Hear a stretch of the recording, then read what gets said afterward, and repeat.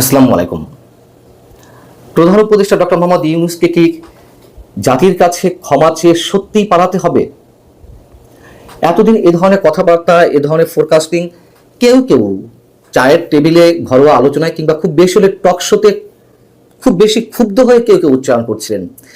এখন রীতিমতো রাজনৈতিক দলগুলো হুঙ্কার ছাড়ছে, হুঁশিয়ার উচ্চারণ করছে এবং তারা যে ভাষা প্রয়োগ করছে বাধ্য হয়ে, তাতে করে একজন নোবেল বিজয়ীর জন্য এর চেয়ে অপমানকর, এর চেয়ে অবমাননাকর, লজ্জার আর কিছু থাকতে পারে কিনা আমাদের জানা নেই।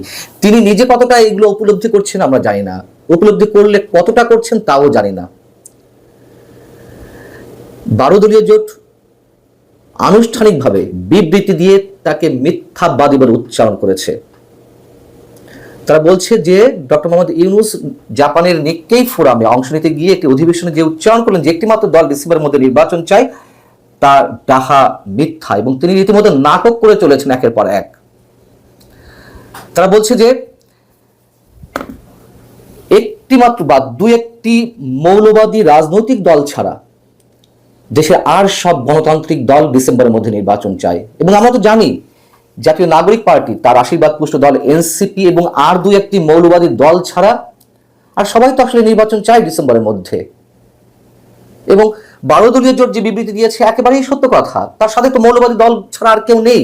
জাতীয় নাগরিক পার্টি তারা নিজেরাও মুক্তিযুদ্ধকে মনে প্রাণে স্বীকার করে না। গণমাধ্যমে পাঠানো এক বিবৃতিতে 12 দলীয় জোটের নেতারা কি বলছেন আমরা ব্যাখ্যার প্রয়োজন নেই, শুধু তাদের কথাগুলোর অংশ বিশেষ আপনাদের সামনে উচ্চারণ করি, একটু বলি, বুঝতে পারবেন যে কোথায় ডক্টর মোহাম্মদ ইউনূস নিজেকে নামিয়ে আনছেন। ক্ষমতার মোহে অথবা পশ্চিমাদের এজেন্ডা বাস্তবায়নের জন্য অথবা ভিন্ন কোনো উদ্দেশ্যে, যে উদ্দেশ্য বাংলাদেশের জন্য খুবই ভয়ঙ্কর।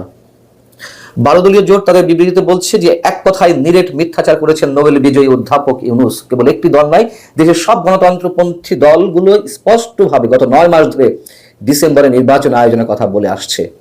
বরং তিনি নিজেই কিছু মৌলবাদী, জনসমর্থনহীন, মুক্তিযুদ্ধ বিরোধী রাজনৈতিক দলকে পাশে নিয়ে নির্বাচনের প্রশ্নটিকে বিলম্বিত করার চেষ্টা করছেন। ডক্টর মোহাম্মদ ইউনূস হয়তো ভুলে যাচ্ছেন তিনি কথার মার কাছে দিয়ে তার গদি রক্ষা করতে পারবেন না, পদত্যাগের নাটক করেও পারবেন না। বাংলাদেশের জনগণ তার নাটকবাজি বুঝে গেছেন। এর মধ্যে কোথাও কি একটা শব্দ মিথ্যা আছে 12 দলীয় জোটের এই বিবৃতিতে?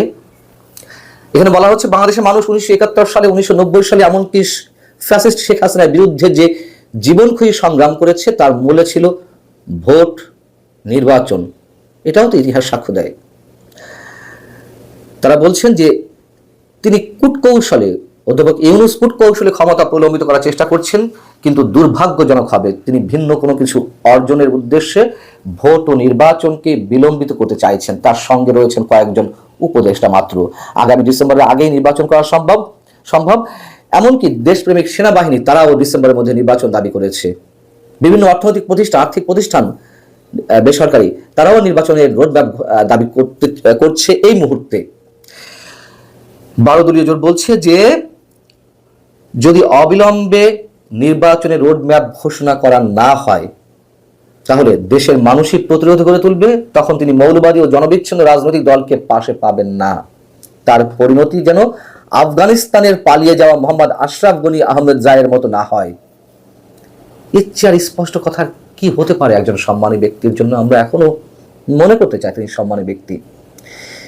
এবং তার একটি বিষয় নিশ্চয় আমরা সব সময় খেয়াল করেছি, তিনি যখনই যেখানে যাচ্ছেন দেশের বাইরে, জুলাই আন্দোলনের যেই তার উপর ভিত্তি করে একটি পুরোপত্র বা আমরা কি বলবো এটাকে সুভেনির বা বিশেষ একটি বই তৈরি করা হয়েছে, সেগুলো সব জায়গায় দিয়ে বেড়াচ্ছে এবং বিগত সরকারের যত কিছু আছে সবকিছু বলে বেড়াচ্ছেন। তিনি এইগুলো অবশ্যই দেশের মধ্যে বলতে পারেন, বিদেশে গিয়ে তার কোনো পুঁজি নেই। তিনি গিয়ে নিজেকে সামিল করছেন যে আমি কত বড় মানুষ, অমুককে তাড়িয়ে আমাকে নিয়ে আসা হয়েছে, আমাকে বসানো হয়েছে, আমার সম্মান দেখো সারা দেশের মানুষের কাছে কত, সারা দেশের মানুষের কাছে কত। এখন এইগুলো যখন দেশের বাইরে ছড়িয়ে পড়বে তখন তার সম্মানটা কোথায় থাকবে? এবং এরই মধ্যে বিভিন্ন আন্তর্জাতিক গণমাধ্যমে তার সম্পর্কিত লেখালেখি শুরু হয়েছেই এবং তার পরিণতি কি হবে সে বিষয়েও আন্তর্জাতিক গণমাধ্যমে বিশ্লেষণ চলছে। অনেকে যাকে অং সান সুচির সঙ্গে তুলনা করা শুরু করেছেন। অং সান সুচি গণতন্ত্রের দোহাই দিয়ে যেভাবে এখন নিজে কারান্তরীণ হয়ে রয়েছেন, রোহিঙ্গাদের পক্ষে একটা কথাও বলেননি, তার গণতন্ত্রের লেবাস খসে পড়েছে, আমরা সবাই দেখেছি। ডক্টর মোহাম্মদ ইউনূস শান্তিতে নোবেল পেয়েছেন তিনি, যেখানে একজন শান্তিতে নোবেল পাওয়া ব্যক্তি কিভাবে কথায় কথায় যুদ্ধের কথা উচ্চারণ করেন, কি ভয়ঙ্কর। বাংলাদেশের মানুষ বারবার প্রতারিত হচ্ছে এবং সবকিছুর একটু শেষ আছে।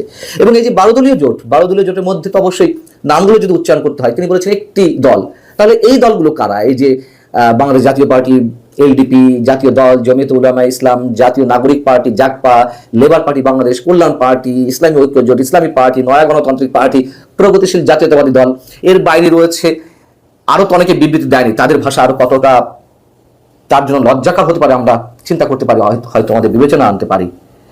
বাংলাদেশের communist party, CPB, Basad, Jasad, Gano Forum, Ganatantrik League, nap, ঐক্য, বাংলা বিপ্লবী কমিউনিস্ট লীগ, সমাজতান্ত্রিক পার্টি, গণতান্ত্রিক বিপ্লবী পার্টি, আরো তো দল রয়েছে।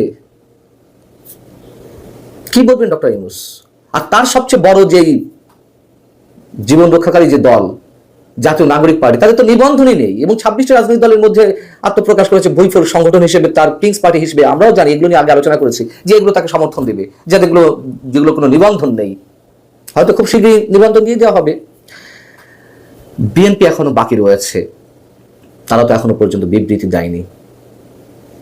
বৃহস্পতিবার তিনি যে কথাগুলো উচ্চারণ করেছেন তার বিপরীতে মির্জা আব্বাস বলেছেন, বিএনপি স্থায়ী কমিটির সদস্য, তিনি যেমন মন্তব্য করেছেন ডক্টর ইউনূস যে একটি মাত্র দল ছাড়া আর কেউ নির্বাচন চায় না ডিসেম্বরের মধ্যে, মির্জা আব্বাস বলেছেন সবাই নির্বাচন চায়, শুধু তিনি ছাড়া। তার উদ্দেশ্যগুলো আমাদের সামনে একে একে পরিষ্কার হচ্ছে এবং শুরু থেকে বলে আসছি, এই যে অভ্যুত্থান, সেই অভ্যুত্থানের পরে সবচেয়ে বড় বেনিফিশিয়ারি ডক্টর মোহাম্মদ ইউনূস। তিনি নিজে একের পর এক সব মামলা প্রত্যাহার করিয়েছেন, তার নাম যেসব মামলা ছিল, হাজার হাজার কোটি টাকা তিনি যেগুলো কর ছিল তার প্রতিষ্ঠানে, সেগুলো মাফ করে নিয়েছেন। আরো 6 বছর কর দিবে না কোনো কোনো প্রতিষ্ঠান। মেডিকেল কলেজ নিয়েছেন, ব্যাংক নেওয়ার চেষ্টা করছেন, বিশ্ববিদ্যালয় নিয়েছেন, আদম ব্যবসা করার জন্য তিনি লাইসেন্স দিচ্ছেন।